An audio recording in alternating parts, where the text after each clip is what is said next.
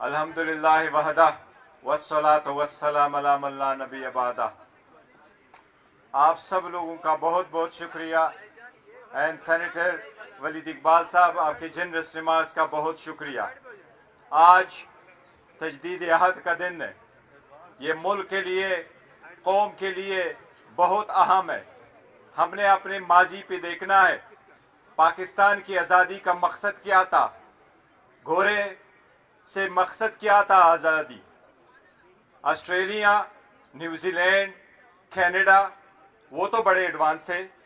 ان کے ڈالروں پہ، پاؤنڈ پہ آج بھی ایک طرف اپنے ملک کا سکہ، دوسری طرف کوئن کا ہے.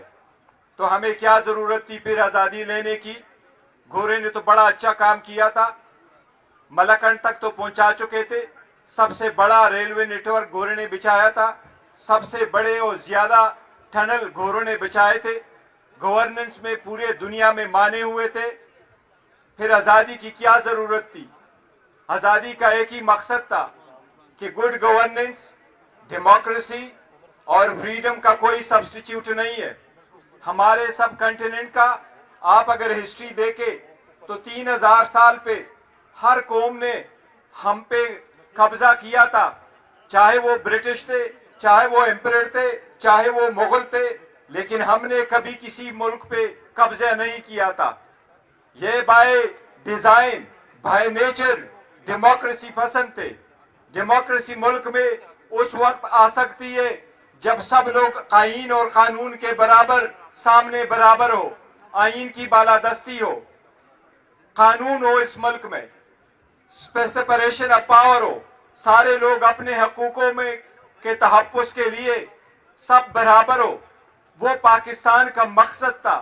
وہ آج ہم نے دیکھا ہے. کیا پاکستان بننے کے بعد ہم وہ نبھا سکے؟ آپ کو یاد ہے 25 سال تک ہم اپنے ملک کو آئین نہیں دے سکے تھے جس پہ سارے پولیٹیکل پارٹی کا کنسنسس ہو. 25 سال بعد پہلا کنسنسس سے آئین آیا ہوا تھا. 90 تک کوئی ڈیموکریسی ان پلیس نہیں تھی. 90 کے بعد جو ڈیموکریسی آئی وہ پولیٹیکل انسٹیبلٹی سے بری پڑی تھی. اس مرتبہ آپ لوگوں نے دیکھا سب سے پہلے ڈیموکریسی کا ایک اصول ہے. اور میں آپ کو بتاتا ہوں، خان صاحب سے جب بھی میری ملاقات ہوتی تھی جیلوں میں تو لیڈرشپ اس وقت یہاں بیٹھے ہیں. خان صاحب کا ایک ہی آواز ہوتا تھا. خان صاحب نے ہر مرتبہ مجھے یہ کہا، یہ ٹکٹ جو آپ لوگ فیصلے کر رہے ہیں یہ ٹکٹ ان لوگوں کو دے دو جو آپ کے پارٹی ورکرز ہیں، چاہے ان کے 3 نسلوں سے کوئی ایوان نہ گیا ہو لیکن وہ پارٹی کا دیرینہ کارکن ہو، ان کو انہیں سے دے دو. خان صاحب نے یہ بھی کہا ان لوگوں کو ٹکٹ دے جن کے گھر میں بے شک ایک گاڑی نہ ہو لیکن وہ کارکن ہو، ورکر ہو، نظریے پہ پابند ہو، ان لوگوں کو ٹکٹ دے. یہی وہ ڈیموکریسی کا ویژن ہے جس کے مرہونی منت آپ آزادی لیتے ہیں، جس کی وجہ سے کوشش کرتے ہوئے آپ کا ایوان مضبوط ہوگا. دنیا کے وہ قوم جو ہمارے ساتھ آزاد ہوئے وہ ہم سے آگے بڑھے، جو ہمارے بعد بھی آزاد ہوئے وہ بھی ہمیں پیچھے چھوڑ کے گئے. ہم اپنے قوم کو وہ آزادی دینے میں ناکام ہوئے جو ہم نے اپنے قوم کی خاطر جنگ لڑنی تھی، جو آئین کی بالادستی قائم کرنی تھی.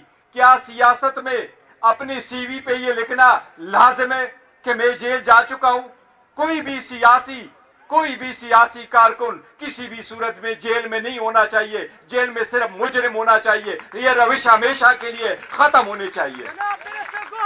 ڈیموکریسی کا مقصد ہوتا ہے کہ پوٹینشیل ایبلٹی اور ٹیلنٹ کی بیس پہ آپ کو ملے، نہ کہ پولیٹیکل ایفیلیشن کے بیس پہ، نہ کہ خاندان کے بیس پہ. یہ صرف عمران خان صاحب ہے اور اس کی پارٹی کا ورشن ہے اور اس کا زندہ جیتا جاگتا ثبوت میں ہوں. انہوں نے اپنے خاندان میں نہیں دیا، انہوں نے کہا میرے پارٹی کا ورکر میرا چیئرمین ہوگا. یہی وہ ڈیموکریسی ہے جس کے لیے ہم کوشش کرتے ہیں. یہی پاکستان کا مقصد تھا. ٹرو ڈیموکریسی آئے گی، ہر ایک کو اپنا حق ملے گا، ایوان بالادستی اور جمہوریت ہوگی.